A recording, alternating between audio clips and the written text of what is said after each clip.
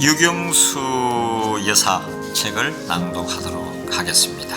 박목월 선생이 쓴 책이고요. 1974년 8월 15일에 여러분 다 아시지 않습니까? 그 서울 장충동에 있는 국립극장에서 북한의 지령을 받은 문세강의 총에 맞아서 유경수가 그래서 돌아가셨죠, 그죠? 그 이후에 그다음부터 이제 박목월 선생이 고향은 경주시인데 굉장히 그 유경수 여사나 이제 대통령하고 가까웠죠. 그래서 돌아가신 그걸 본 이후에 전 신문, 동아일보, 조선일보 그 당시의 신문들과 좌우지간 혁명 이후에 모든 신문들의 그거나 그다음에 이제 스토리 그분들의 박정희가 어떤 사람인지 특히 이제 유경수에 대한 쭉 자료를 모아서 2년 뒤에 나온 책이 바로 이 책인데 한 40몇 년 됐죠. 제가 이제 대전의 헌책방에서 우연히 이 책을 접하게 되는데 그래서 앞으로 이런 귀한 책들을 여러분들에게 제가 직접 낭독을 해드리려고 합니다. 많이 좀 들어주시면 좋겠고요. 우선 고 유경수 여사가 제목인데 보니까 목련의 요람지 이게 이제 1장이라고 할 수 있습니다. 첫 상경 1937년 6월 8일 화요일이었다. 이날 새벽부터 내리기 시작한 비는 아침이 되어도 질척거렸다. 서울역 출찰구 근처에는 우산을 받쳐들고 마중 나온 사람들로 붐비고 있었다. 7시 58분 48열차 부산발 중급이 들이닥쳤다. 기관차에서 허옇게 뿜어내는 전기가 마중 나온 사람들의 얼굴을 덮칠 것만 같았다. 승객들이 출찰구로 몰려 나왔다. 이들이 거의 다 빠져나갈 무렵쯤 저편에서 30여 명이 되어 보이는 남녀 국민학교, 당시는 보통학교 학생들이 선생의 인솔하에 저마다 손에 조그만 보따리를 들고 호기심에 가득 찬 눈을 두리번거리면서 떼를 지어 나오고 있었다. 국민학교 학생들이라지만 15, 16세. 그들 중에는 20살 가까운 덩치가 큼직한 학생들도 있었다. 출찰 개원 옆에 인솔교사인 여선생이 학생들의 수를 하나하나 세며 밖으로 내보내었다. 영수야, 마중 나온 군중 속에서 마흔이 될락말락한 중년 남자의 굵직한 음성이 들렸다.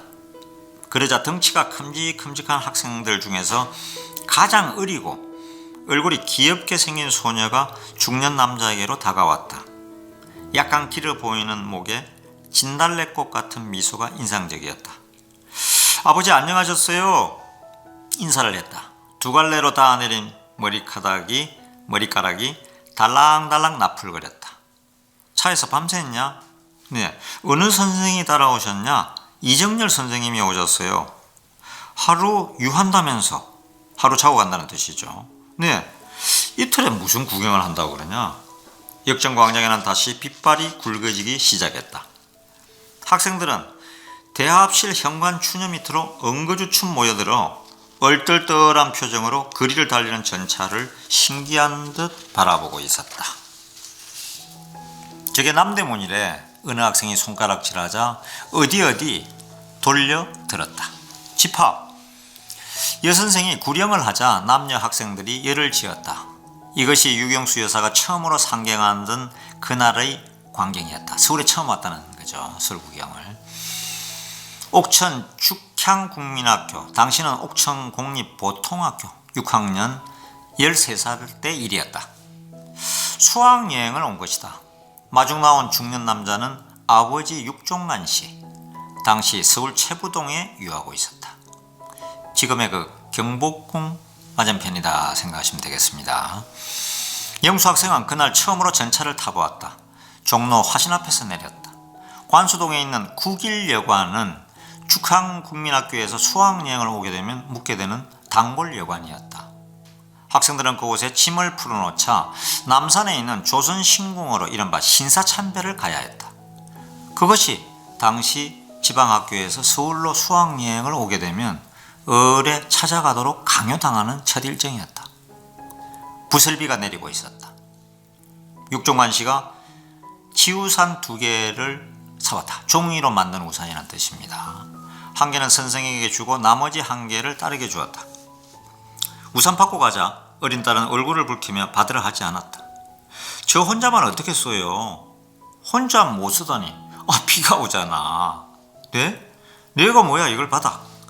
네? 네? 대답을 하면서도 영수 학생은 학우들의 행렬에 끼어 비를 맞으며 걸어갔다. 머리카락에 부설비 방울이 부옇게 맺혔다. 영수야, 우산 받았어. 2시 3분의 별명을 가진 그부 이삼분이, 이름이 이삼분이네요. 그래서 아마 2시 3분의 별명인 것 같습니다. 이삼분이 권했다. 영수 학생은 더욱 얼굴이 새빨개지며 말했다. 다들 비 맞고 가는데 나만 어떻게 쓰라고 그러니? 굳이 우산을 쓰지 않았다. 육종환 씨는 지우산 한 개를 옆에 끼고 행렬의 뒤에 따라왔다. 아버지에게는 비를 맞고 가는 딸이 감기나 걸리지 않을까 염려스러웠으나 여러 학우들 속에서 저만 우산으로 비를 피하려 하지 않는 딸의 생각이나 마음씀이 의외로 깊게 여겨졌다. 아버지로서 흐뭇했다. 일행은 숨이 차도록 돌계단을 밟고 올라가 이른바 신사참배를 마쳤다. 빗줄기가 굵어지며 좌락좌락 퍼부었다. 학생들은 근처의 처마 밑으로 비를 피해 옹기종기 모여 있었다. 그들은 비에 젖는 서울 시가지를 내려다보고 있었다. 인간은 누구나 내일의 일을 아는 자가 없다. 미래의 일에 대해서 장님인 인간은 불과 10년 미만의 멀지 않은 장래에 조국이 일제히 쇠사슬에서 풀려나고 지금 오욕의 상징인 이 신궁이 흘리게 되어 그 더럽혀진 자리에 해방된 조국의 찬란한 광명을 받으며 무엇이 세워지게 될지 그 아무도 몰랐다. 또한 지금 남산 위에서 빗줄기를 바라보고 있는 시골에서 올라온 귀여운 국민학교 여학생이 대통령 영부인이 되리라고는 그 누구도 상상조차 못했다. 그것은 유경수 학생 자신에게도 마찬가지였다. 20여 년의 세월이 지나면 청와대의 안주인이 되어 지금 자신이 서 있는 자리에 자라나는 한국의 어린이들을 위하여 사랑과 축복의 기념물 어린이 회관을 자신의 손으로 세우게 되리라고는 미처 깨닫지 못했다. 다음 날도 날이 들지 않았다. 개지 않았다는 거죠. 비가 계속 왔다는 뜻입니다. 동아일보 후원으로 경성운동장에서 막을 올릴 예정이던 전조선 농구 선수권 대회가 연기되어 선수들이나 팬들을 우울하게 하였다. 간밤에 아버지 육종환 씨는 딸을 최부동으로 데려가려고 했으나 개인 행동을 할 수 없다면서 영수 학생은 따라 나서지 않았다. 아버지는 혼자 최부동에서 자고 이날도 아침부터 시내 견학을 하는 딸의 뒤를 우산을 받고 따라다녔다. 영수 학생은 새로 사 신고 온 신발이 발에 쥐었다. 발꿈치가 벗겨지고 피가 양말에 배었다. 그럴 때마다 절룩거렸다. 이정열 선생이 잽싸게 눈치를 채고 물었다. 영수, 너 발 아픈가 보구나. 괜찮아요. 영수 학생이 살며시 웃으며 대답했다. 아버지가 달려왔다. 왜 신발이 작아서 그러냐? 아니에요. 영수 학생은 고개를 저었다. 그날은 창경원을 견학할 예정이었으나 중지되고 말았다. 날이 굳어 학생들이 단체로 행동하기가 어려웠기 때문이었다. 오후에는 예정에도 없는 학생 각자의 자유시간이 넉넉하게 허락되었다.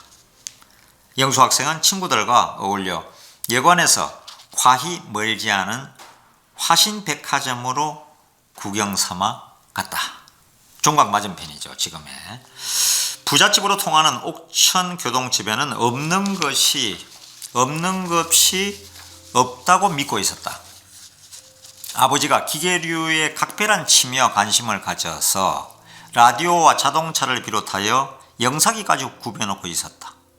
그런데 백화점에 들어서자 눈이 휘둥그레졌다.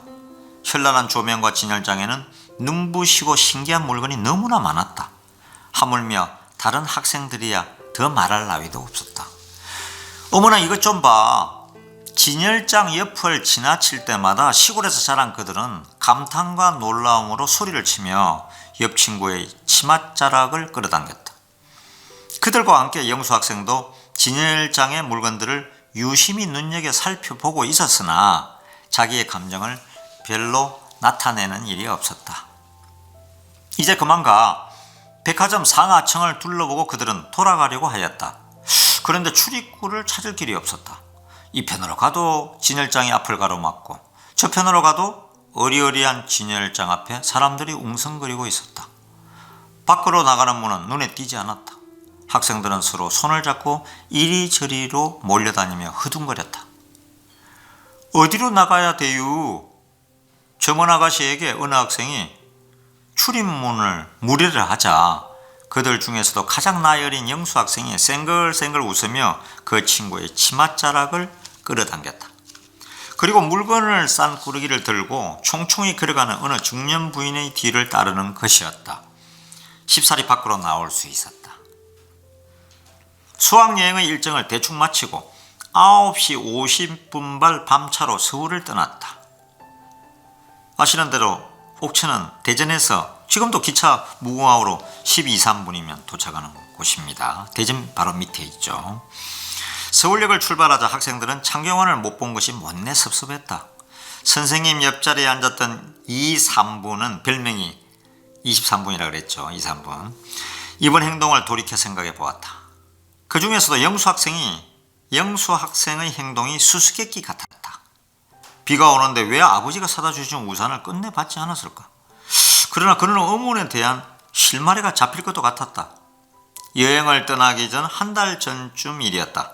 아침나절에는 말짱하게 개었던 날씨가 오후부터 흐려져 수업이 파할 무렵에는 본격적으로 비가 쏟아졌다.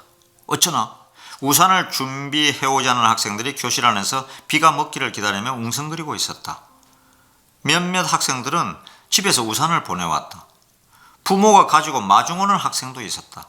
그리하여 집이 같은 방향의 학생들은 한 개의 우산에 매달려 뿔뿔이 달려가 버렸다. 영수 학생 집에서도 지우산을 가져다 주었다. 2, 3분은 영수 학생과 같은 방향이었다. 그 외에도 몇 사람의 친구가 따라왔다. 삼거리에 이르자 두 사람만이 남았다. 고마워, 잘 받고 왔어. 인사를 하고 2, 3분은 아랫길로 달려가려고 했다. 영수 학생이 그녀를 잡았다. 이 우산 내가 받고 가. 내가 받고 가다니 놀라서 2, 3분이 반문하였다. 너네 집이 더 멀잖아. 상거리 갈림길에서 2, 3분의 집은 동북으로 500m, 교동집은 동남으로 100m쯤 되었다. 가깝다고 빗속을 달려가면 옷이 젖을 것은 뻔한 일. 안 돼, 내가 받고 가야 돼. 부모님이 일부러 보내주신 우산을 어떻게 내가 쓰고 갈 수 있니? 2, 3분은 사양하였다. 영수 학생은 끝끝내 거리가 먼 사람이 우산을 받고 가야 한다고 우겼다. 그리고 우산을 2, 3분에게 넘겨준 채 책보로 쏟아지는 비를 가리며 빗발 속을 뛰어가 버리는 것이었다. 참 이상하네도. 우산을 받고 상거리에 서서 2, 3분은 뛰어가는 영수 학생을 바라보고 있었다. 그녀의 따뜻한 우정이 가슴에 젖어들었다. 그리고 어서 가라고 손을 잡았다. 물론 함께 우산을 받고 교동집 대문 앞까지 영수 학생을 데려다 준 후 2, 3분이 그 우산을 빌어쓰고 집으로 돌아갔더라면 모두 비를 덜 맞을 수도 있는 일이었다. 그러나 어린 그들에게는 서로 받고 가느니 안 가느니 시비를 하다 보니 그런 생각을 가질 겨를이 없었던 것이다. 당시에 2, 3분은 영수 학생에 대하여 단순하게 고맙다고 생각하였을 뿐이었다. 그러나 이번 여행에서 경험한 영수 학생의 행동으로 미루어 보아 그렇게 단순한 것만 같지는 않았다. 다른 친구들이 모두 비를 맞는데 나만 어떻게 우산을 받고 다녀 하던 영수 학생의 말을 되새겨 보았다. 다음은 교동집의 작은 아씨를 읽어드리겠습니다. 영수 학생은 집에서 작은 아씨로 불렸다. 작은 아씨는 충북 옥천군 옥천읍 교동리 313번지 교동집에서 태어났다. 아버지 육종간 씨와 어머니 이경영 여사 사이에 태어난 일남 삼녀 중 둘째 딸이었다. 1925년 11월 29일생. 그 해는 유달리 겨울 날씨가 푸근했으나 27일부터 눈발이 뿌리며 추워지기 시작했다. 29일 아침 서울 삼각산에 첫눈이 내리고 중부 일대에도 비나 눈이 오게 되리라는 기상대 예보를 신문이 전해주었다. 그러나 이날 29일 아침 옥천에는 비와 눈도 내리지 않았다. 교동집에서는 새벽부터 안채만화님이 상기가 있다 하여 하인들이 분주하게 드나들었다. 10시쯤 안채에서 산모가 순산했다는 기별이 사랑채 육종관 씨에게 전해졌다. 뭐래? 아들이냐 딸이냐의 뜻이었다. 아신가 보네요. 딸? 32살의 젊은 아버지는 더 말이 없었다. 옆에 놀고 있는 아들의 머리를 쓰다듬어 주었다. 장남 인수는 이제 7살, 집안에서 동몽선섭을 읽고 있었다. 맏딸 인수는 12살, 보통학교에 가고 없었다. 금줄을 칠까요? 하인들이 물어보았으나 육종관 씨는 신문을 움목으로 밀쳐놓으며 그만두지 하고 한마디로 물리쳤다. 아기가 태어나면 을에 금줄을 쳐서 외인들의 출입을 삼가도록 하는 것이 우리나라의 오래된 풍습이었다. 그러나 그것을 물리치게 한 것은 육종관 씨의 개화적인 일면을 말해주는 것이었다. 육종관 씨는 교동집으로 이사를 왔을 때도 고사조차 지내지 않았다. 기제사도 남들은 자정에 지내는데 육종관 씨는 굳이 초저녁에 제사를 지내도록 하였다. 그는 금줄도 고사도 미신의 일종으로 보았으며 미신 타파는 그가 생활에서 철저하게 실천한 개화적 의식의 일면이기도 하였다. 이날 교동집에는 눈에 보이지 않는 서기가 뻗쳐 있었다. 갓 서른의 산모 이경영 여사는 강보에 쌓여 세건세건 자고 있는 아기를 흐뭇한 마음으로 살펴보며 태몽을 생각하고 있었다. 교동집 연당이라지만 연당으로서는 물이 너무나 맑았다. 이 여사가 그곳으로 나가자 큼직한 자라가 기슭으로 기어나와 여사의 품에 덥석 안기는 것이었다. 음극게대 이 여사는 품에 안기는 자라를 두 팔로 껴안았다. 깨고 보니 꿈이었다. 그리고 태기가 있었던 것이다. 이 태몽이 무엇을 암시해 주는 것일까? 이 여사는 굳이 해몽해 보려고 하지 않았다. 다만 생명과 부귀의 상징인 자라가 품 안에 덥석 안기던 충만감은 태어난 아기를 안을 때마다 되살아나곤 하였다. 소녀 시절 나의 아름다운 꿈과 정서를 심어주던 우리 집은 옛날 집 치고는 그리 작지 않았으며 또 지금도 흔치 않은 전통적인 구옥이지요.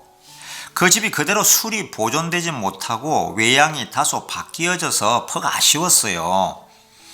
더구나 옛 모습을 지닌 구옥이 차차 사라져가는 이때에 우리 집만이라도 그대로 보존되어 옛 이야기와 옛 모습을 더듬어 볼 수 있었으면 하는 안타까움마저 갖게 되더군요.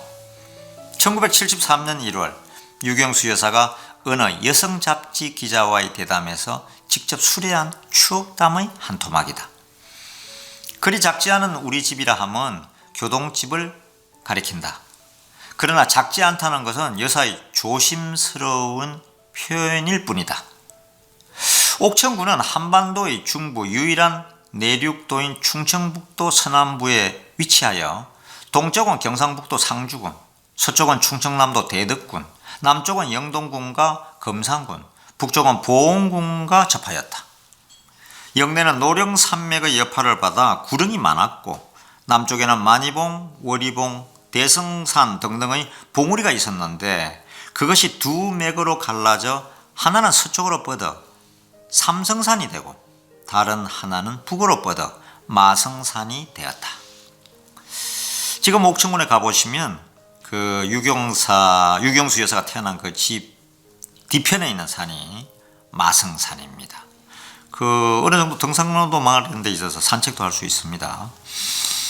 옥천군에 대한 백과사전의 설명 중에 나오는 마성산은 산상이 갈마음쇠의 형국이라는 것이었다. 그 산세가 뻗어내리다가 일단 쇠진하고 다시 살아나면서 일자 모양의 봉우리를 이루었다. 초서로 한일자를 쓰려면 옆으로 힘차게 가로그 가다가 붓에 힘을 모아 멈추는 잠두에서 아래로 내리뻗치는 그 끊어질 듯 이어지는 전기가 모인 아득한 양지 바지에 교동집이 틀을 잡았다. 부근에서는 명당이라고 알려졌다. 후원의 가수원을 합치면 7천에서 8천 평, 순수한 대지만도 3천여 평이 넘었다. 이 넓은 터전에 이조시대의 전형적인 건축 양식을 보여주는 고가가 교동집이었다. 소설대 문을 들었으면 오른편으로는 마방, 말을 기르는 마구간이죠. 대문에서 마주 보이는 것이 사랑채, 왼편에 건너채, 사랑을 돌아 집터 중앙에 안채, 이 안채에서 왼편으로 행랑이 있고요. 오른편으로 연당사랑, 뒤로 돌아 별당, 후원의 사당과 정자, 그 오른편에 또 뒤채, 바깥 겹집 사랑채만 하여도 누마루, 바깥 사랑방, 안사랑방, 사랑채 안방, 대청, 광, 다락, 식객들이 거처하는 방, 사랑채 전용 부엌 등등 실로 복잡한 구조였다. 2조 상류계급의 건축 구조를 대표하는 서울 비원의 영정당과 맞먹는 것이라 할 수 있었다. 흔히 교동집을 삼정성집이라고 불렀다.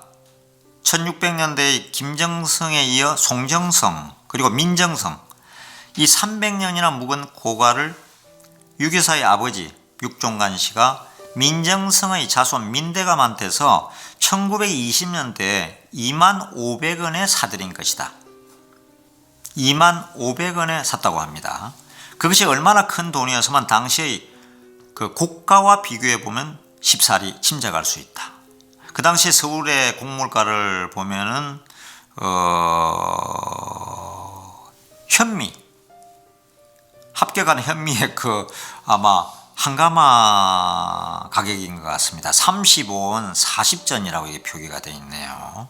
그러니 쌀한가마에 35원 40전인데 25,500원을 주고 집을 샀으니 얼마나 큰 집이었겠습니까? 동아일보 1920년 12월 31일자에서 그때 이제 쌀값을 여기 적어놨습니다. 육종관 씨가 27살 때의 일이었다. 전해오는 말에 따르면 당시 육종관 씨의 재력은 연추수 400석 내외에 불과했다. 그렇다면 그가 소유한 전답은 300에서 400두락, 교동집을 매입하는데 전 재산의 절반 정도를 투입하지 않을 수 없는 일. 그것은 시골 청년으로서는 일생일대의 대용단이었다. 육종관 씨는 옥천에서 동북으로 20여 킬로 떨어진 능월리라는 대왕산 기슭의 후미진 곳에서 태어나 그곳에서 성장하였다. 육종관 씨의 본가는 관성 혹은 옥천, 관성은 옥천의 옛날 이름이었다. 시조는 파락사의 한 사람인 육보, 당나라 명종은 문학 전래지신을 뽑아 3사람의 선교사와 5사람의 학사를 신라에 보냈다. 불교만을 숭상하는 신라에 유교를 전파하기 위해서다. 육보는 그들의 수반으로서 공적이 가장 뛰어났다. 그리하여 신라 경순왕은 그를 부마로 삼아 관성군에 봉했다. 족보에 보면 시거 청산이라고 기록되어 있는데 이것은 시조가 청산에 살았다는 뜻이다. 현재의 옥천군은 청산과 옥천을 합친 것이다. 지금도 제가 가보니까 옥천군에는 청산면이 그대로 있습니다. 금강을 끼고 있죠. 경관이 아주 뛰어난 곳입니다. 세계상으로는 1세가 관성군의 원손인 6인서로 되어 있다. 그리고 정손 때 이르러 5형제가 모두 현달하여 4파로 나누어지게 되고 육종관 씨는 목사공파에 속한다. 5형제의 한 분인 육항이 공양왕 시대에 공주 목사를 거쳐 서에도 알념사를 역임하여 스스로 한 파를 이루었기 때문에 목사공파라 불리어졌다. 목사공파는 대대로 번창하여 높은 벼슬 자리를 지냈다. 22세에 이르러 아우는 5남매를 두었으나 형은 대를 이을 자손이 없었다. 그리하여 아우는 마지를 형에게 양자로 보내고 설하에 4남매만 두었다. 어느 정도 족보에 관련된 내용이지 않습니까? 그래서 조금 제가 더 빨리 읽겠습니다. 이 5남매 중 양자로 간 마지는 벼슬길에 나아가 이조마렵의 진사시에 급제해 성정원 부성지, 경영관 참의 등을 역임하였으나 개화당과 관련해 김혁균 등과 더불어 일본으로 망명해 그곳에서 세상을 떠났다. 다음 둘째도 형을 따라 도일해 도쿄에서 상선학교를 마치고 선장이 되었다가 뜻을 바꾸어 법률을 전공해 서울, 대구 등지에서 판검사와 변호사를 지냈다. 셋째는 일찍 병사했다. 그리고 넷째 노인은 송씨 가문으로 출가했다. 5남매 중 막내가 유경수 여사의 아버지 육종관 씨였다. 세계상으로는 23세, 목사공 8호선은 18대 손이었다. 육종관 씨는 어릴 적 몸이 허약하였다. 부모는 다그쳐서 학문을 가르치지 않았다. 그러나 타고난 총기가 하나를 배우면 열을 깨우쳤다고 친제들은 말하고 있다. 형들이 벼슬길에 오르자 젊은 육종관 씨는 그것에 자극을 받게 되었다. 그리하여 교동집을 사게 된 것은 형제가 출양한 가문을 자신의 손으로 의젓하게 중흥하려는 만만찮은 야심이 그 동기의 하나였다. 어떻든 그는 외유내강의 한 사람으로서 마음에 한번 먹은 일은 반드시 성취시키고야마는 끈질기고 강인한 일면을 가졌던 것이다. 1921년 이른 봄 육종관 씨 일가는 교동집으로 살림을 옮겼다. 다음은 아버지의 개화 철학 이야기입니다. 육종관 씨는 형제 중에서 마탱의 영향을 가장 크게 받았다. 김혁균 등과 더불어 개화당에 참여한 종윤 씨의 개화 사상이나 생활 이념을 육종관 씨는 형의 인간적 존경과 함께 거의 무비판으로 받아들였던 것이다. 위에서 미신타파에 관한 이야기를 하였거니와 마탱의 그와 같은 영향에서 오게 되는 육종관 씨의 생활 신념의 그 편린을 말해주는 것이다. 육종관 씨는 비록 개화운동에 직접 나선 일은 없었지만 근대 문명에 대한 깊은 동경과 신지식의 민감한 반응, 그리고 과학적인 사고방식과 기계류에 대하여 끈질긴 흥미를 간직하고 있었던 것이다. 그는 옥천군에서 승용차를 가진 첫 번째 사람이었다. 1920년대에 자가용을 손수 운전하였으며 닛산 화물차 등을 소유하고 있었다.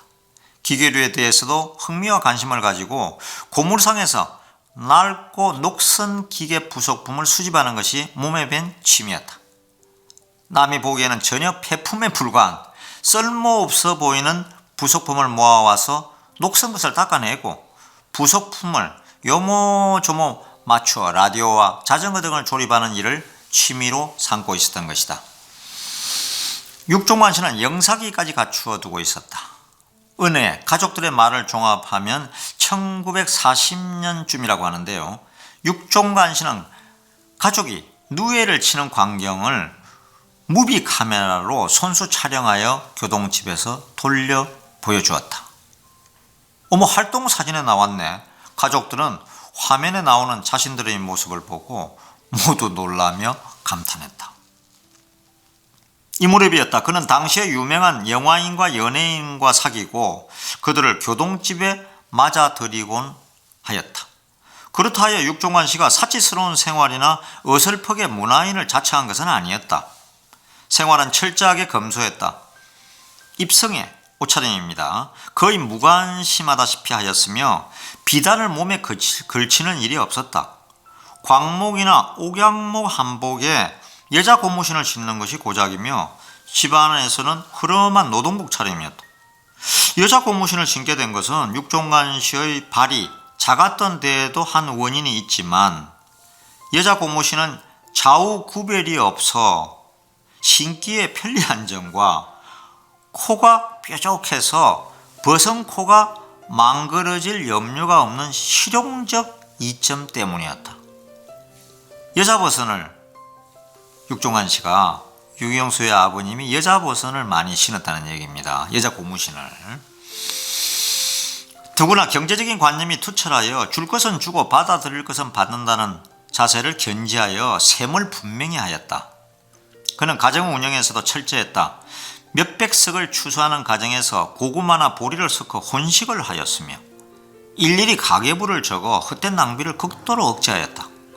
이런 면에서 그는 당시 한국적 사회 풍토 속에서는 무척 진보적인 사고를 가진 선각자라 할 수 있었다. 이와 같은 개화된 밝은 면과 더불어 육종환 씨는 완고할 만큼 보수적인 면도 곁들여 간직하고 있었다. 특히 축첩에 대한 우둔한 윤리의식은 가정생활에 얻은 근어를 드리우게 하였다. 예, 밖에 지나가는 분들이 있어가지고요, 약간 소음이 있었습니다. 육종환 씨가 이 이경영 여사와 혼인을 한 것은 1909년 8월이었다. 거의 나이 16세, 신부가 14세 때의 일이었다. 조혼이었다. 적어도 남자는 20세, 여자는 16세 이후에 취가할 것을 주장한 가보개혁을 그것과 비교해 보아도 거리가 먼 것이었다. 너무나 진짜 빠르게 결혼을 했네요. 육종환 씨 16세, 이경영 여사 14살 때 결혼했다고 합니다. 그의 조언은 가보경장 이전의 봉건적 유습에 의해 행해진 것이라 할 수 있다. 혼인 때의 구체적인 설명은 이경영 여사의 수기에 소상하게 밝혀져 있다. 내 나이 14세에 출가를 시키던 당시 좀 산다는 집에는 화적이라는 밤손이 하루가 멀다 하고 들어오던 시대라. 도적이라는 얘기입니다. 도둑놈들. 내 키가 14세 때 이미 지금 키만 하였는데 숙성한 딸을 가진 부모가 화적이 무섭다고 서둘러 혼인을 시켰지요. 그때 한 동네에 사는 이주경이라는 사람이 중매를 하였어요. 옥천 너멀리에 사는 육진사 집은 재산이 있고 집안도 좋다고 하니 우리 부모가 승낙하셨지요. 혼인을 정하고 나니 시어머니 되실 분이 병환 중이라고요. 그래서 내 나이 14세, 육종환 씨의 나이 16세 때 기유년 8월 20일 날 혼례식을 올리고 27일 날 시댁에 가서 인사를 드리고 했는데 시어머니 되시는 분은 병석에서 부축을 받아서 앉아 계셨지요. 그래서 나는 그 길로 친가로 돌아왔었지요.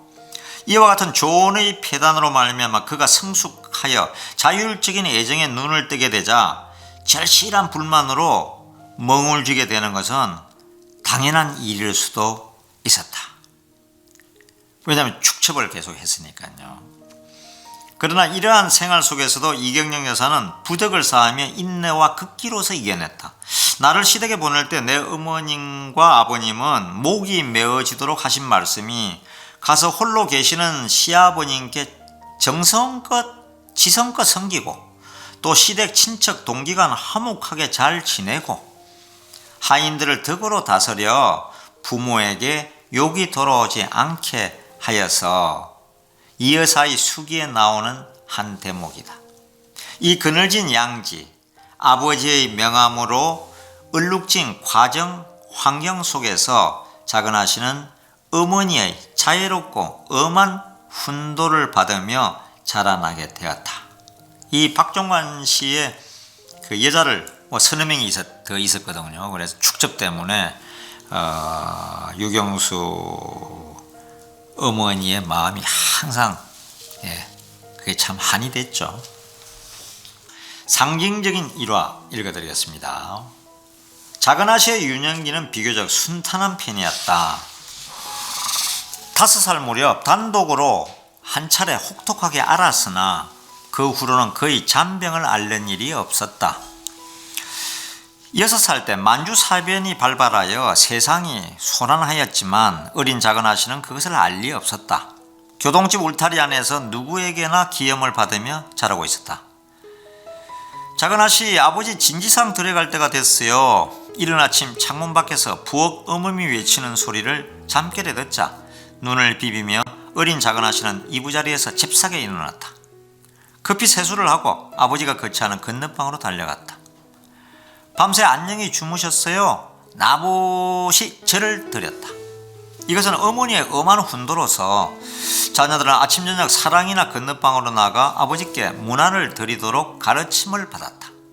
그래야 아버지가 진지상을 받게 되면 형제들은 연령 순서대로 두 손을 맞잡고 상 앞에 시립해 있어야 했다. 서 있어야 했다는 얘기죠. 키가 자그마한 작은 아씨도 언니나 오빠를 본받아 고사리 같은 두 손을 모아잡고 형제들의 행렬 꼬리에 서 있었다. 입을 꼭 다물고 엄숙한 표정으로 서 있는 그 모습이 30대의 젊은 아버지에게 그지없이 귀엽게 비쳤다. 영수는 이리 와 앉아라. 옆자리를 가리키며 말했다. 그러나 작은 아씨는 동그란 눈에 생글생글 웃음을 띠며 아버지의 진지가 끝날 때까지 끝내 제자리에 서 있었다. 상 물려라. 아버지가 진지를 드시고 상이 물러나가야 작은 아씨는 언니나 오빠를 따라 안방으로 건너와 어머니 옆에서 숟갈을 들었다.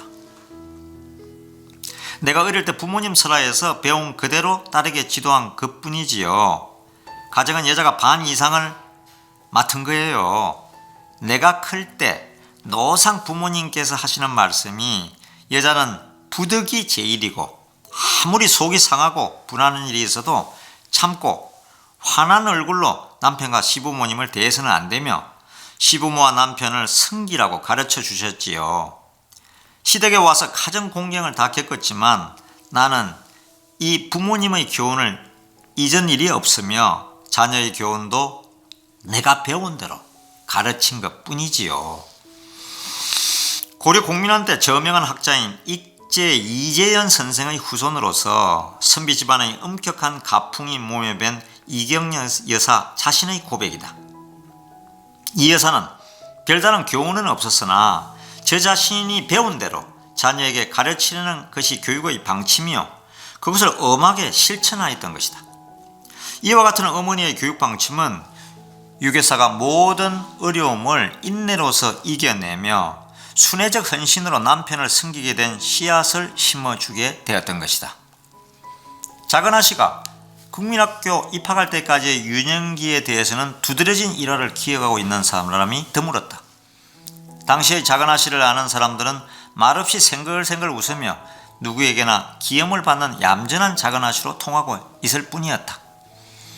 어머니 이 여사도 내 형제가 모두 부모의 말에 순종하여 형제끼리 말다툼 한번 하는 일이 없었지만 영수는 더구나 마음씨가 어질고 총명하여 부모가 이르는 말은 이르는 대로 다하며 말썽 한번 부리는 일이 없으니 특별히 기억에 남을 만한 일이 없다는 것이었다.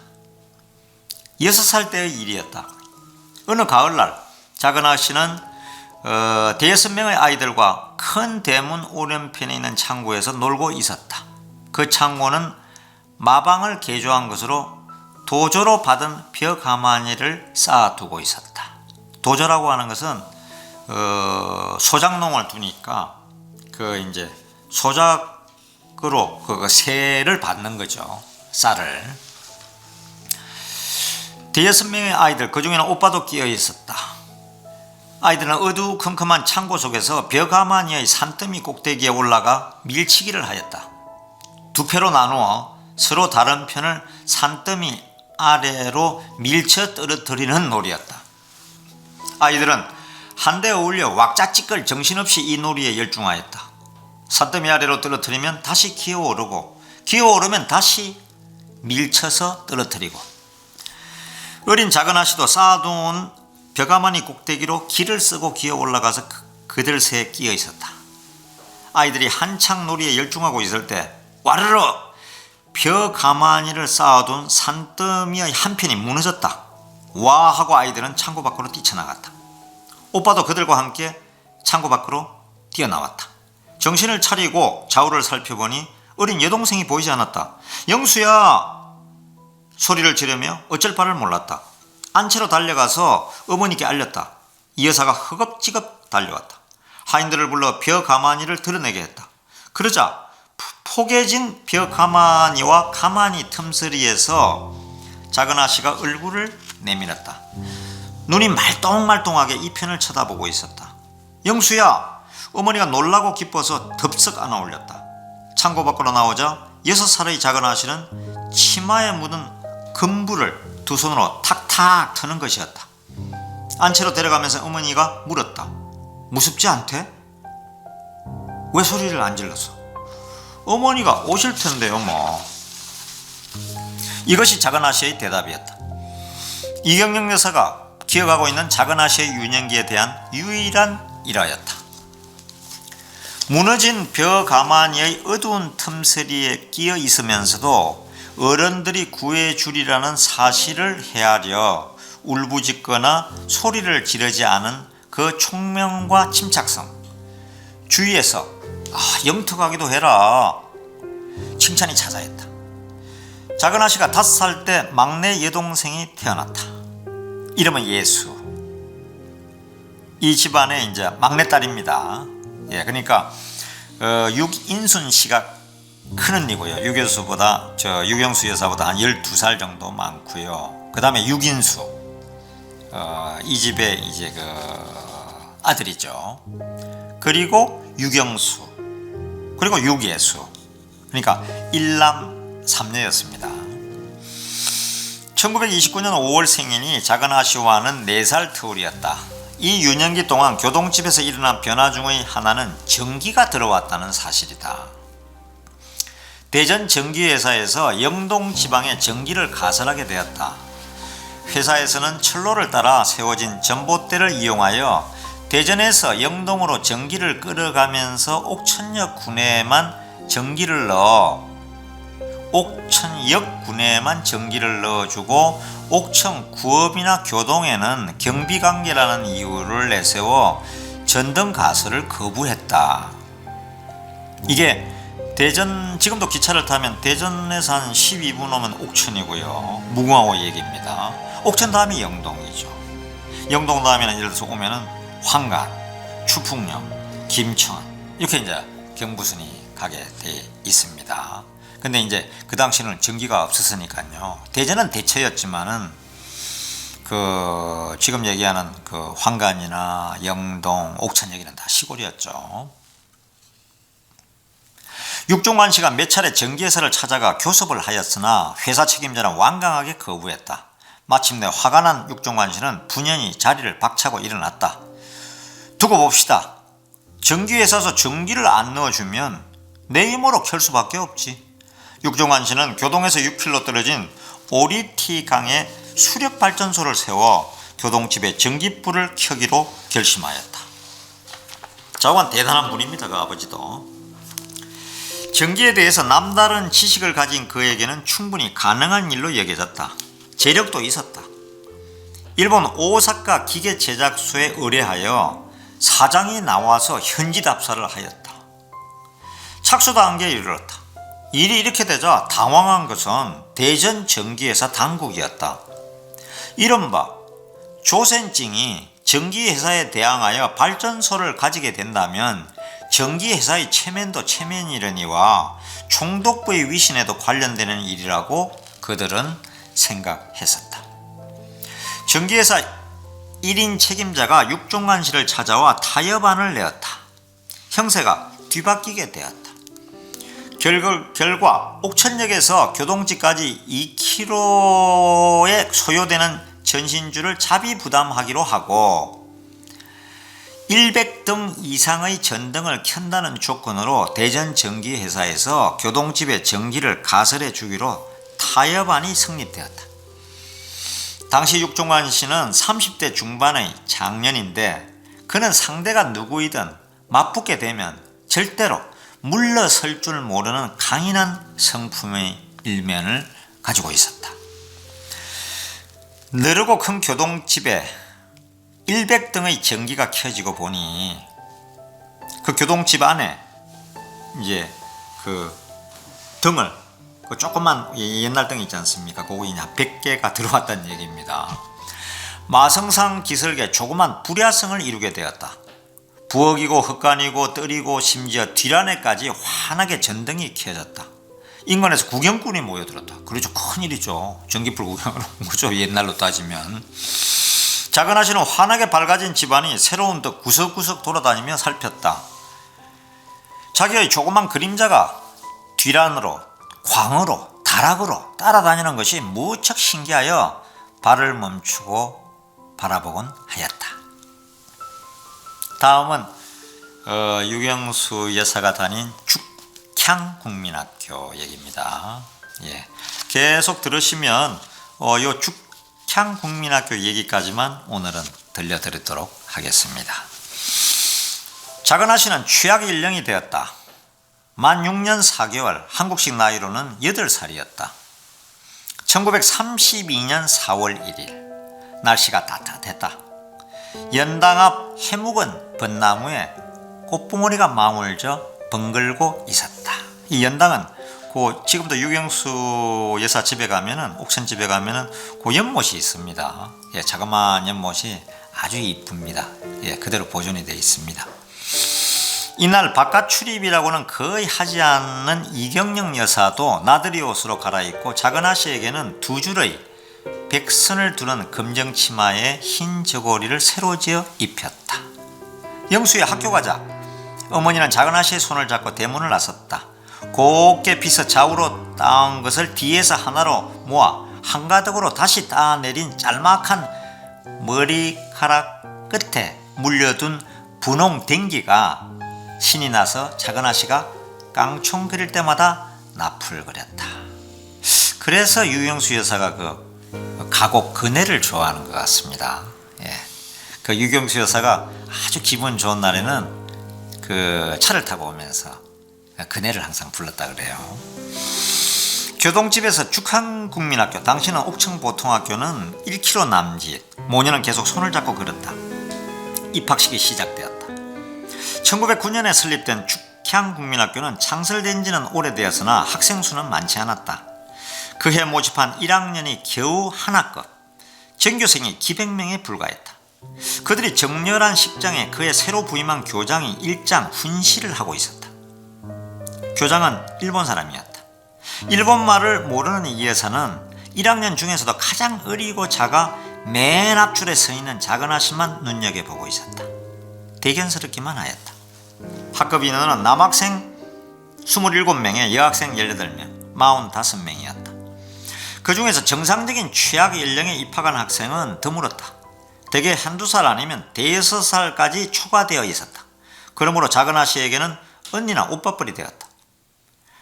이들 사이에 얼굴이 갸름하고 해사한 작은 아씨가 약간 어색한 미소를 머금고 끼어 있었다.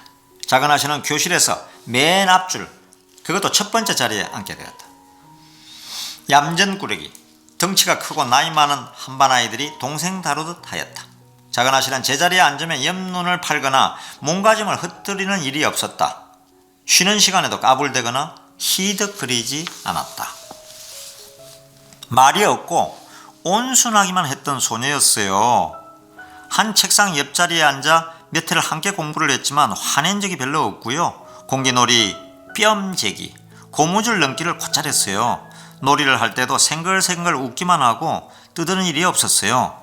직구전 애들이 일부러 장난을 걸고 놀려도 쌩긋이 웃으며 돌아서 버렸어요. 한반 친구였던 유정열 씨가 당시를 회상하며 들려주는 말이었다. 이처럼 얌전한 작은 아씨가 학기 말이 되어 종업식 때 2가지 상을 받았다. 학업 우수상과 1년 개근상이었다. 작은 아씨가 입학하던 그해 1932년 봄, 서울 진명고녀에 다니는 언니 유긴순 씨는 졸업반 4학년으로 진급하였고, 오빠 유긴수 씨는 청주고등보통학교에 입학하였다. 그러므로 집에는 세 돌이 지난 예수 동생과 작은 아씨 뿐이었다. 그러니까 유긴순 큰딸은 서울에 있는 진명여고로 갔고요. 유긴수 아들은 청주고등보통학교에 입학을 해서 청주로 갔고요.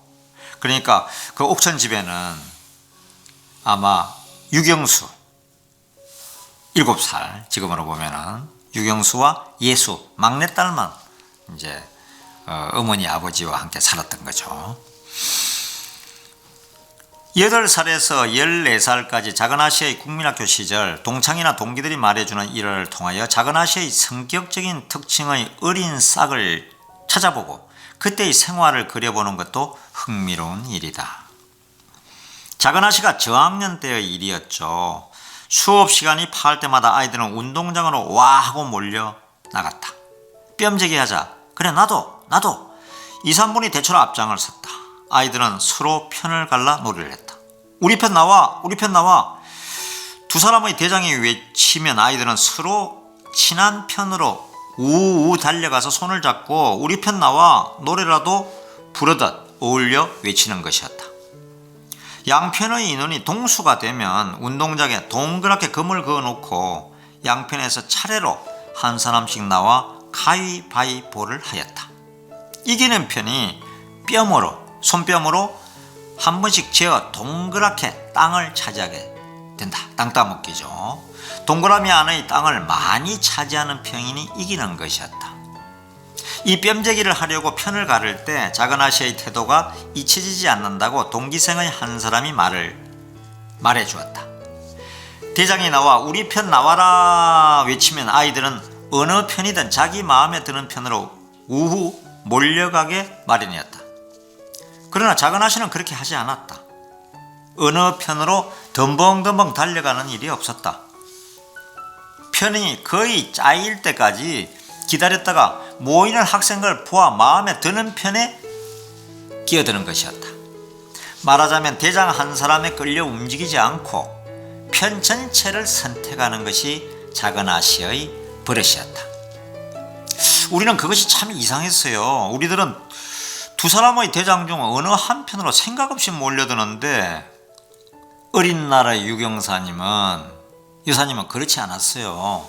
덤벙대는 일이 없이 침착하기도 하였지만 반드시 편을 가려서 어느 편에 살며시 끼어들었어요. 영리하달까요? 총명하달까요? 이지적이랄까요? 어쨌든 그런 면이 있었어요. 그래서 그 오래된 것을 지금도 저희가 기억하고 있나 봐요. 동기동창의 말이다. 평소에 얌전하던 작은 아씨도 놀이를 하게 되면 세차게 다부졌다. 그 작은 손으로 어떻게 하든지 땅을 조금이라도 더 차지하려고 애를 썼으며 가위바위보를 할 때도 상대의 눈치를 재빠르게 알아차리고 곧잘 이겼다. 그러나 항상 놀이에서 자기 편만 이길 수는 없는 일. 지기라도 하면 두 손으로 얼굴을 가리고 발을 동동거렸다. 얼레 영수 운다야. 얌전그러기 영수가 울어. 나이 많은 아이들이 놀려대다 보면 얼굴을 가린 손가락 새로 생글생글 웃는 작은 아씨의 눈이 보였던 것이다. 작은 아씨는 공놀이가 특기였다. 한 발을 들었다 놓았다 하며 다리 사이로 치맛자락 사이로 공을 손으로 튕겨 돌리는 것이 공놀이였다. 이 놀이만은 작은 아씨를 따를 사람이 없었다. 덩치가 큰 아이들은 어기적거리며 재빠르게 공을 튕겨 이편 저편 다리 사이로 잽싸게 돌리지 못하였으나 작은 아씨만은 동작이 미나랄하였다. 발그스름하게 상기된 얼굴로 하나 둘 셋 넷 다섯 노래라도 부르듯 가락을 붙여 수를 세며 댕기를 나풀거리며 공을 튕겼다. 공놀이만은 작은 아씨가 끼는 편이 번번이 이겼다.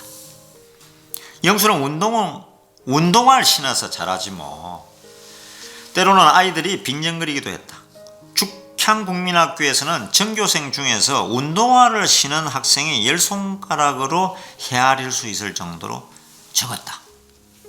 예전엔 그랬죠. 대부분 시골에서는 고무신을 신었으니까요. 운동화는 정말 귀한 신이었죠. 그것은 아이들의 괜한 시기였고요. 어린 나라의 유경사님은 무엇을 하든 남에게 지기 싫어했어요. 무엇이든 한다 하면 다부지게 해내는 성미였으니까요. 공놀이도 혼자 얼마나 연습했다고요? 동기생들의 회고답니다. 작은 아씨는 평소에도 친구 집으로 놀러 간다거나 문 밖에 나와 친구들과 노는 일이 드물었다. 얘 우리 집으로 놀러가. 토요일 오후 학교에서 돌아오는 길에 간혹 친구들이 작은 아씨에게 자기 집으로 가자고 끌면 그래 하고 대답을 하면서도 막상 갈림길에 이르러 가자고 하면 망설이는 것이었다. 아버지께서 걱정하셨어. 작은 아씨는 꾸중이라는 말을 꼭 걱정이라고 표현하였다. 그러지 말고 너네들이 우리 집에 같이 가서 놀자. 오히려 친구들을 끄는 것이었다. 그것도 특별한 친구에게만 권하는 말이었다. 학교에서는 누구와도 친하게 사귀지만 집으로 데려가는 학생은 조심스럽게 가리는 것이었다. 성격이 깔끔한 육종관 씨는 자녀들이 분별 없이 남의 집으로 놀러 다니는 것도 또 친구들을 집으로 불러들이는 것도 싫어했기 때문이라고 어느 친척은 설명해 주었다. 아버지와는 반대로 어머니는 그런 문제에 대해서 대범했다. 이경영 여사는 작은 아씨의 친구들이 집에 놀러 오면 누가 오든 니들 오니? 등을 어루만져주며 홍차와 코코아를 끓여주었고 양과자를 담아 내놓기도 하였다. 시골의 어린이들로서는 처음 먹어보는 차요 양과자였다. 학교에서는 얌전하기만 하던 작은 아씨도 집에서는 딴 사람같이 명랑해 보였다. 친구들의 손을 잡고 연낭 사랑 앞들이나 후원 가수나무 사이를 뛰어다니며 쾌활하게 노는 것이었다. 그런 작은 아씨의 모습이 친구들에게는 천진난만해 보였으며 부러웠던 것이다. 당시 옥천 같은 조그만 지방에서는 학용품이 귀했다. 크레용 같은 것은 옥천뿐만 아니라 한국 농촌 아동들은 누구나 만져보기 어려운 것이었지만 연필조차 구하기가 힘들었던 것이다. 구업 문구점으로 가 한두 자루 사오는 것이 고작이었다.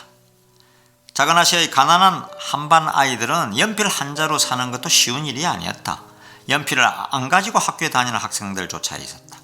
비록 그런 아이들이 드물다 하더라도 대체로 연필 한 자루를 깎아서 손에 쥘 수 없을 만큼 모지라져도라는 것은 이제 너무 몽당연필이 된 거죠. 버리는 일이 없었다. 아주 작아진 몽당연필은 대꼬창이 끝에 끼워 쓰곤 하였다.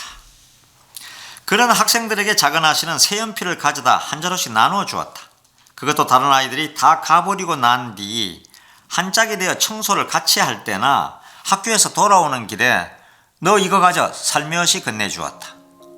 남 앞에서 주는 일이 없었다. 어머나 이걸 내가 가져도 돼? 받는 편이 오히려 걱정스러운 표정을 보였다. 작은 아씨가 부모님에게 꾸중을 듣게 되지 않을까 염려해서였다. 그래 고마워. 연필을 얻은 학생이 좋아하여 인사를 하자 작은 아씨는 얼굴을 붉혔다. 주는 일이 부끄러운 일이기나 한 것처럼. 지금도 기억하고 있어요. 잠자리표 연필이었어요. 연필을 주는 것도 고마웠지만 남모르게 가만히 주는 것이 가슴에 맺히도록 고마워 잊혀지지 않아요. 작은 아씨한테서 연필을 얻은 일이 있는 어느 동기생의 수레였다. 학교에서는 가을과 봄 두 차례 소풍을 가는 것이 연례 행사였다. 행선지는 해마다 다르지만 군북면, 추동과 정약, 옥천의 이지당 등이었다. 어느 해 추동으로 소풍을 갔었다. 가을이었다. 어린 작은 아씨에게는 8km에서 내왕 16km의 소풍길이 멀고도 고되었던 모양이다. 중도에서 다리가 아프다고 했다. 선생이 물었다. 차 타고 되돌아갈 테냐? 작은 아씨는 고개를 살래살래 흔들었다. 다시 얼마쯤 가다가 보니 작은 아씨가 몹시 지쳐 보였다. 선생은 큰아이들을 돌아보며 일렀다. 야 영수 좀 업어주지. 얼굴이 홍당무가 된 작은 아씨는 앞줄로 뛰어가 버렸다. 목적지에 도착하자 교동집 하인들이 음식을 지게에 지고 와서 기다리고 있었다. 어머니가 딸의 소풍놀이를 위하여 푸짐하게 음식을 장만해 보낸 것이었다. 한반 아이들이 골고루 나눠 먹었다. 작은 아씨는 친하다고 더 주거나 그렇지 않다고 덜 주는 일이 없었다. 음식을 몽땅 선생에게 드려서 아이들에게 고루 나누어 주게 하였다. 영수야 잘 먹었어. 나이든 하고들이 어른스럽게 인사를 하면 작은 아씨는 역시 얼굴을 붉혔던 것이다. 그 무렵 교동집에서는 1년에 계절 따라 두세 번씩 가족끼리의 소풍놀이가 있었다. 봄에는 꽃놀이, 나물 캐기, 여름에는 오리티강으로 나가 다슬기를 줍거나 물놀이를 즐겼으며 가을에는 벼가 무르익은 들로 나가 메뚜기를 잡았다. 보수와 개와의 양면을 함께 지닌 육종관 씨는 가정생활에 관한 지나치리만큼 봉건적이었다. 따라서 안가족들의 외출을 터놓고 허락하는 일이 없었으며 부녀자들의 마을 다니거나 바깥 출입을 아주 못마땅하게 생각하고 있었다. 작은 아씨가 평소에 대문 밖에서 노는 일이 없는 것도 그와 같은 아버지의 훈시 때문이었다. 대문 밖 출입문뿐만 아니라 대문 밖 출입뿐만 아니라 사랑채 얼씬거리는 것조차 금하였다. 부녀자들이 바깥 출입을 함부로 하지 않는 것이 양갓집 범절이라고 믿고 있었던 것이다. 다만 1년에 몇 차례 가족끼리의 소풍만은 터놓고 허락해 주었다. 그러므로 가족들은 이 놀이 가는 날을 손꼽아 기다렸다. 교동집 울밖을 모르는 집안 사람들은 놀이를 간다 하면 준비하는 한 달 동안은 온 집안의 화제가 그것뿐이었지요. 갔다 오면 한 달 동안은 놀이 이야기로 꽃을 피웠어요. 그리고 계절이 바뀌면 또 놀이날을 기다리는 이야기로 화제를 삼게 되었어요. 동생 예수씨의 추억답니다. 이와 같은 가풍은 작은아씨나 예수씨가 장성할 때까지 엄격하게 지켜졌다. 은혜의 봄철에는 복골로 가족 소풍을 가기로 정해졌다. 아이들만도 10여 명이 넘는 교동집 대가족은 각자 나들이 옷을 준비하느라 부산하였다. 드디어 소풍날이 되었다. 화창한 봄날이었다. 준비하는 음식을 소달구지에 싣고 저마다 성장한 가족들이 행렬을 이루어 길을 떠났다. 이때야말로 집안 사람들은 육시 가족으로서의 보람을 느낄 수 있었던 것이다. 마을 사람들이 일손을 넣고 문 밖으로 나와 구경을 하였다. 교동집에서 복골까지는 8km, 20리를 이 화려한 가족들의 행렬이 걸어가는 모습은 장관이었다. 안 사람들만 가기 때문에 여기에 육종관씨는 참여하지 않았다. 참 아버지 육종관씨 독특한 분입니다. 산을 넘고 골짜기에 접어들자 온 가족이 뿔풀이 흩어져 산나무를 캤다. 작은아씨는 어머니 옆을 떠나지 않고 따라다니며 어머니 이거 먹는 나물이에요? 여쭈곤 하였다. 이때의 장면이야말로 유교사의 교동생활 중에서도 가장 밝고 따뜻한 것의 하나였다. 행복의 찬란한 조명 속에 평생 잊혀지지 않는 추억의 한 장면으로 남게 되었던 것이다. 점심때 온 가족은 골짜기의 편편한 반석 위에 모였다. 아래로 옥 같은 개울물이 흐르고 있었다. 점심을 마치자 아이들은 때를 지어 개울로 내려가서 가재를 잡았다. 작은아씨도 개울로 내려가 돌을 뒤졌다. 가재가 깃든 자갈돌은 한눈에 알 수 있었다. 가재가 파헤친 모래가 자갈돌을 덮고 있기 때문이다. 작은아씨는 5마리를 잡았다. 돌아오는 길에는 그것을 양은 그릇에 물을 떠서 그 속에 담아 들고 오는 것이었다. 양 손으로 조심스럽게 양은 그릇을 받쳐들고 따라오는 딸의 모습이 어머니에게는 귀엽고도 우스꽝스러웠다. 그 속에 뭐가 담겼기에 그렇게 받들고 오느냐? 어머니가 물었다. 가재예요. 제가 잡은 가재예요. 가재를 가져가서 어떡하려고? 기르지요 뭐. 가재를 기르다니 그게 클 것 같아 배? 가재 안 크나요? 새끼 가재인가? 가재가 크게? 어떡하지요 어머니? 글쎄 다음날 작은아씨는 곰곰 생각하다가 아버지께 볶아드리기로 하였다. 가재를 말끔하게 씻어 간장에 졸여 아버지 진지상에 올렸다. 웬 가재냐? 작은아씨가 어제 복골에서 잡아오신 거래요. 부엌 어머님이 알려주었다. 아버지는 맛을 보고 밥상 옆에 시립해 있는 작은아씨를 돌아보며 무척 흐뭇한 웃음을 띠며 칭찬해 주었다. 야, 그래서 이렇게 맛이 있었구나. 아버지의 칭찬이 작은아씨에게는 지극히 만족스러웠다. 국민학교 4학년 때의 이 일을 기억해 두었다가 훗날 예수 동생에게 두고두고 들려주었던 것이다. 이 무렵에 또 하나의 추억담. 죽창국민학교에서는 2학기 말 해마다 학예가 열렸다. 비교적 전통이 오랜 이 학교의 학예에는 옥천군 내에서도 정평이 있었다. 인근 학교는 물론이거니와 옥천군이나 청산 산골짜기에 사는 시골 사람들도 학예를 구경하려고 20리를 걸어서 모여들곤 하였다. 그런 만큼 학교 당국에서는 준비가 대단했다. 작은아씨는 무용, 연극, 합창 3종목에 뽑혔다. 방과후 늦게나마 연극을 익히고 무용을 배웠으며 합창 연습을 하였다. 육종만씨도 이때만은 늦게까지 학교에 남아있는 작은아씨에 대하여 걱정하는 눈치를 보이는 일이 없었다. 학교의 날이 되었다. 구경꾼이 운집하였다. 이경영 여사도 참석하였다. 프로그램이 진행됨에 따라 작은아 씨는 연극도 하고 노래도 하고 무용도 하였다. 그 중에서도 무용이 가장 크게 갈채를 받았다. 나부나부 춤을 추는 딸의 모습을 어머니는 자랑스럽게 지켜보고 있었다. 교동 육부자집 작은아 씨라면 춤을 예쁘게 추는 아씨로 옥천군 내에 소문이 났지요. 이정열 교사가 전해주는 말이다. 덕분에 3학년 때 80점이던 음악 점수가 4학년 학기 말에는 90점으로 올라갔다. 상급반이 되었다. 동기나 동창들이 전해주는 추억담이나 일화의 윤곽이 좀 더 확실해지는 것이다. 깔끔하고 차분한 성격의 일면이 두드러지게 부각된다. 하루의 수업이 파하면 학생들은 책보를 쌌다. 모두들 집으로 돌아가려는 마음이 앞서서 책보를 아무렇게나 싸곤 하였다. 그러나 작은아 씨는 책상 위에 책보를 구김살 없이 펴고 책과 공책을 단정하게 챙겨서 네모가 반듯하게 쌌다. 그리고 또 양 귀를 매만져 보는 것이었다. 얘 빨리 해. 집이 같은 방향인 친구들이 옆에서 다그쳐도 그래 하면서 찬찬히 하기는 마찬가지였다. 이와 같은 단정성이나 침착성이 뚜렷하게 나타나는 것이 청소당번 때였다.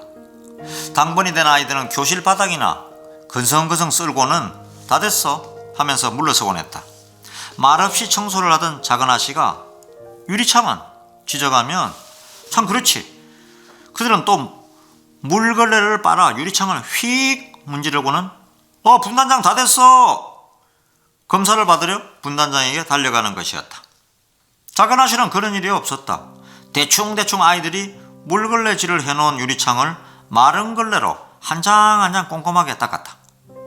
작은아 씨는 청소당번이 되는 날에는 미리 마른 걸레를 마련해 지니고 다녔다. 책상 줄도 끝까지 반듯하게 맞추려고 이 편에 서서 고개를 갸웃이 한눈을 감고 줄을 가늠해 보는 것이었다. 조금이라도 비뚤어졌으면 바로 잡았다. 청소를 마치면 청소 도구를 제자리에 챙겨두고 마른 걸레는 착착 접어 책보에 간수했다. 이런 일을 하면서 다른 친구에게 이래라 저래라 시키는 일이 절대로 없었던 것이다. 책상 줄이 비뚤어져 있으면 저 자신이 바로 잡았다. 청와대에 계시는 유교사께서 최선을 다하라는 말씀을 하시는 것을 들은 일이 있어요. 그 말씀을 들을 때 저는 국민학교 시절 청소하시던 어린 날의 여사님 모습이 떠오르곤 하였어요. 국민학교 시절부터 여사님은 그러셨구나 하고 새삼 감회가 깊었던 거예요. 동기 동창의 말이다. 5학년 초여름이었다. 가사시간 때의 일. 수업을 막 시작하려는데 지게에 떡시루를 쥐고 교실 안으로 들어오는 일꾼이 있었다. 선생도 학생들도 이게 웬일이냐 하고 모두 눈이 휘둥그레져서 보고만 있었다. 일꾼은 교실 문 밖에 지게를 받쳐놓고 교실 안을 두리번거리다가 작은아 씨를 발견했다. 작은아 씨, 떡시루 가져와시우. 얼굴이 빨갛게 달아오는 작은아 씨는 선생을 쳐다보고 있었다. 그제야 이정열 교사는 생각나는 것이 있었다. 떡시루 내려놔요. 일꾼은 떡시루를 교실 바닥에 내려놓고 아씨 정 가요. 지게를 쥐고 나갔다. 전날 이정열 교사는 가사 시간에 떡지는 법을 가르쳐 주었다. 수업 도중 떡시루가 있었으면 참 좋겠지. 설명을 하다 말고 무심하게 중얼거렸던 것이다. 그 소리를 작은아 씨는 귀담아 들어두었다가 그날 저녁 어머니께 말씀을 드려 그 무거운 떡시루를 가져오게 하였던 것이다. 영수 고마워요. 여러분들에게 떡지는 법을 가르치도록 영수 학생 어머니께서 이 무거운 시루를 보내주셨군요. 선생의 설명을 듣자 영문을 몰라 어리둥절하던 학생들이 와 하고 웃었다. 가사 실습 시간에 가장 난처한 것은 학생들이 실습용 재료를 안 가져오는 일이었다. 대체로 가난한 그들로서 밀가루며 기름이며 파, 양념, 무 같은 것을 제때 가정에서 구해줄 리 없었다. 태반은 빈손으로 오기 일쑤였다. 이런 부족한 가사용 재료를 작은아씨가 보충해 주었다. 몇 사람 몫을 가져왔던 것이다. 집안이 부유하기 때문에 그럴 수도 있다 하더라도 그것을 보내는 이경영 여사의 정성이 놀라웠다. 파든 배추든 무든 그냥 보내주는 일이 없었다. 반드시 씻고 다듬어서 보냈다. 딸의 교육을 위해서는 아끼는 것이 없었다. 작은아씨는 글씨를 잘 쓰는 편이었다. 상급반이 되자 하하고 집으로 돌아오면 아버지의 장부나 편지를 대필해 드리는 일이 일과처럼 되어버렸다. 작은아씨가 학교에서 돌아오는 기척이 들리면 사랑방에서 영수 왔냐? 아버지가 불렀다. 건너와서 이 장부 치부 좀 해라. 장부 좀 적어가면서 정리를 해달라는 거겠죠. 작은아씨는 숙제가 밀려도 사랑방으로 건너갔다. 그리고 아무개 도조 몇 섬 몇 말 소장농이 보내온 거죠. 몇 가마 몇 섬 몇 말을 가져 보냈다고요. 아무개 채무 얼마 하고 적어 넣었다. 육종환씨는 한문에 능하였다. 젊은 날 중국어로 내용하면서 삼국지연이 등 소설을 구해와서 탐독을 했다. 그러나 글씨를 쓰는 일만은 작은아씨가 대필을 하였다.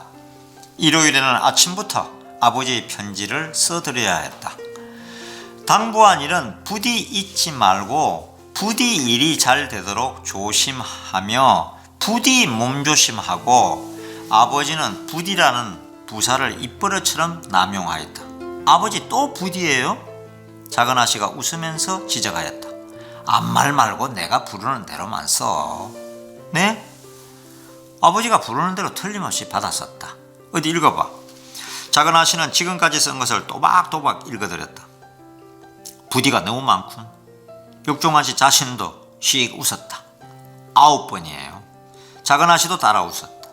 편지 한 장에 부디라는 부사가 9번 되풀이 되었던 것이다. 편지를 받아 쓰거나 장부를 기록하는 일은 쉬운 일이 아니었다. 지루하고 짜증스러운 일이 아닐 수 없었다. 그러나 작은아씨는 아무리 지루하고 고된 일이라도 아버지가 시키는 일은 마다하지 않고 참을성 있게 성실하게 해내었다. 그만큼 형제 중에서 아버지의 신임도 두터웠다. 6학년 시절이었다. 학교 울타리는 탱자나무로 둘러 있었으나 정문 반대쪽 큰 길가는 철조망이 엉기성기 얽어져 있었다. 정문으로 돌아가기보다 한결 가까운 철조망 밑으로 선생의 눈을 피해가며 출입하는 학생도 있었다. 어느 날 방과 후 졸업반의 나이든 친구들과 철조망이 있는 교정 기퉁이에서 작은아씨는 뼘재기를 하며 시간 가는 줄도 모르고 놀고 있었다. 운동장이 어둑어둑해졌다. 교무실 밖에서 사무 처리를 마치고 늦게 집으로 돌아가려고 현관을 나선 이정열 선생이 운동장 한 기퉁이에서 그때까지 놀고 있는 아이들을 보았다. 얘들아 뭐들 하느냐? 집에 안 가고. 야 선생님이시다. 깜짝 놀란 아이들이 우르르 철조망 밑으로 머리를 땅에 대고 서로 밀치며 빨리 빠져나가려 서둘렀다. 작은아씨도 그 틈에 끼었으나 큰 아이들에 밀려 뒤늦게야 철조망 밑으로 들어갔다. 급하게 서둘다가 치맛자락이 철조망 가시에 걸려 흐이적거리기만 하였다. 이 광경을 바라보던 이 선생은 소리를 내어 웃었다. 작은아씨가 쩔쩔매는 모습이 딱하기도 하고 웃었기도 하였던 것이다. 항상 얌전하고 새침하던 영수도 저럴 때가 있구나. 아무리 얌전해도 역시 아이는 아이야. 그런 생각이 들자 또 한 번 웃었다. 일부러 못 본 채 하고 이 선생은 발길을 돌려 등을 보였다. 철조망 가시에 걸렸던 치맛자락을 겨우 뽑은 작은아씨는 아이들이 모여있는 큰 길로 빠져나올 수 있었다. 머리가 흐트러지고 치마가 찢어지고 무릎이 흙투성이었다.